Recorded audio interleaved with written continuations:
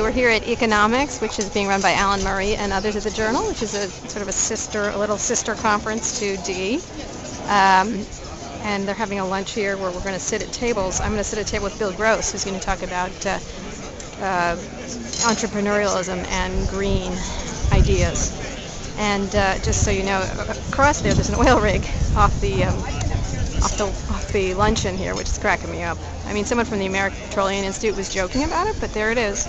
Problems. Well, we got a taste of that from Lee Scott and the Walmart PSP, Personal Sustainability Project. But we're going to devote the next 30 minutes to looking at that in a little more detail with a man who spends and has for 2 decades a great deal of his time and energy making sure that he personally is living a life that's consistent with a sustainable environment.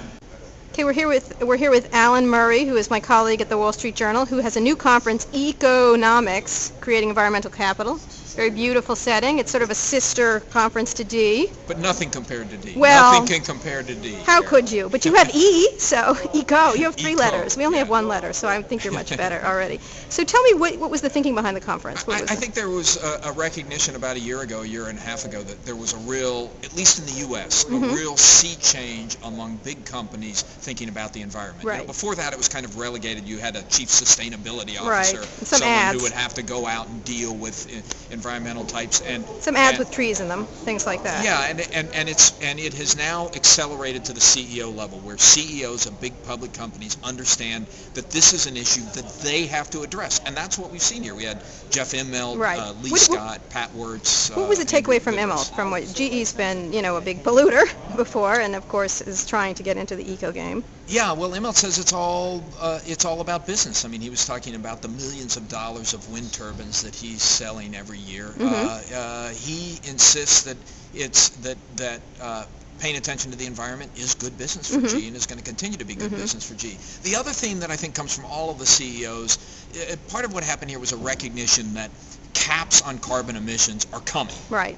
They may not like it, it may hurt their business, but there's no point fighting it any longer. It's coming. And I think a ratification of that is the fact, tonight we've got representatives of all 3 presidential candidates, all of whom have endorsed some sort of a cap and trade system. Right. So our next president is going to come into office having supported cap and trade. And all of them acknowledge global warming, which is a nice start. And acknowledge global warming. Very different than the situation we have right now, where the president pulled the rug out from under the Kyoto Treaty and has been, while he acknowledges the potential problem, hasn't really done a lot to Absolutely do it. not. Now, Walmart, they have actually been fast forward trying. I mean, it is in their interest to cut packaging and cutting. It's very interesting the way they've done it, because, as you know, Walmart was under attack from labor unions for its pay practices, immigration, all sorts of labor practices, not for environmental practices. But Lee Scott said, hey, this is an area where I think we can make a difference.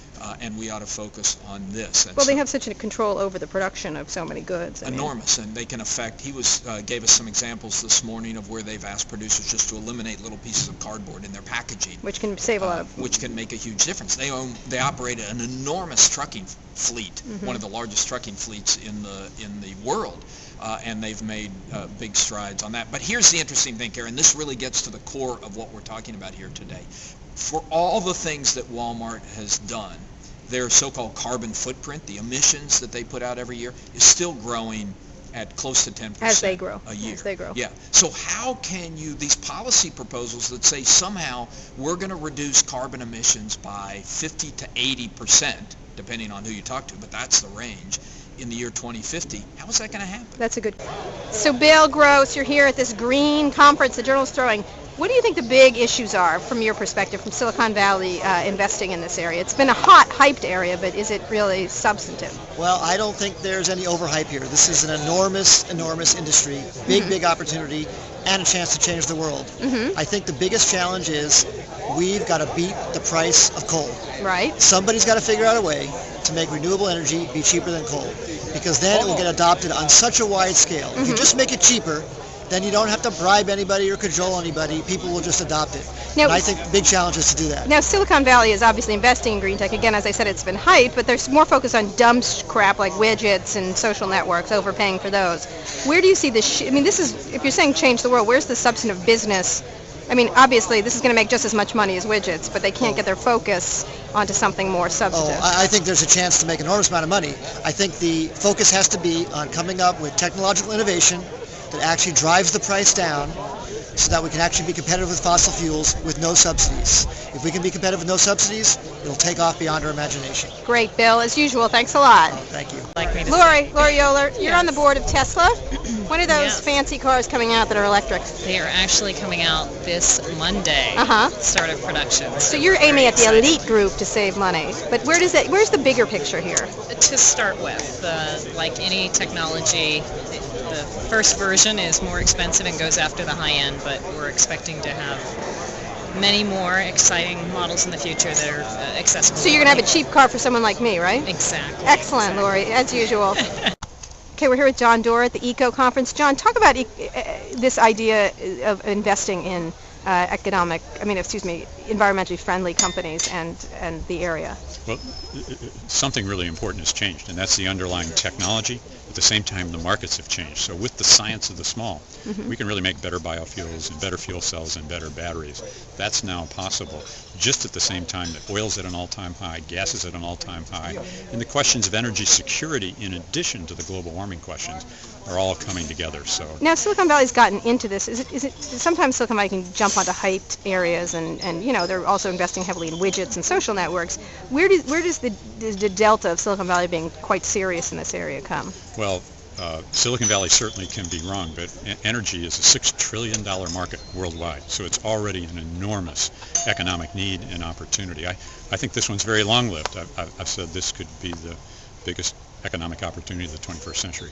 And in terms of the internet companies have been very active in this area, but how do you move that? Google's been very active, some other companies have been active. How do you change the thinking of companies around the world to think about energy in that kind of way?